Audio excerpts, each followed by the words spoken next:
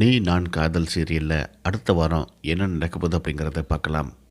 அபி, ராகவ், அனு, ஆகாஷ் 4 பேரும் சேர்ந்து ஒரு பிளான் பண்ணி முரளியை தன்னோட வாயாலேயே உண்மையை ஒத்துக்க வைக்கணும் அப்படிங்கிறதுக்காக ஒரு ஐடியா பண்ணி ஒரு பொண்ணை கூட்டு வந்து நிப்பாட்டுறாங்க.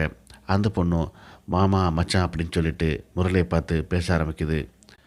இதனால் என்னடா அது புது பிரச்சனை இருக்குது அப்படின்ட்டு நினச்ச முரளி 4 பேர்த்தையும் கூப்பிட்டு ஒரு முடிவுக்கு வராரு. இங்கே பாருங்கள், உங்கள் 4 பேர்த்துக்கும் நான் ஒரு உண்மையை சொல்கிறேன்.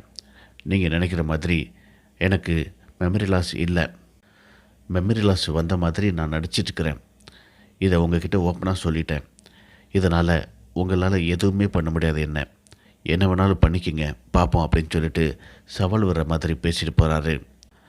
இதுக்கு அடுத்து என்ன நடக்க போகுது அப்படின்னு கேட்டிங்கன்னா, முரளி ராகவை டைரெக்டாகவே பிளாக்மெயில் பண்ண போகிறாரு. அபி, ராகவ் 2 பேரும் சேரக்கூடாது அப்படின்ட்டு நினைக்கக்கூடிய முரளி எப்படியாவது ராகவை அபிகிட்டேருந்து பிரிக்கணும், அப்போ தான் அபியை நம்ம அடைய முடியும் அப்படின்ட்டு பிளான் பண்ணி ராகவை மிரட்ட ஆரம்பிக்க போகிறாரு.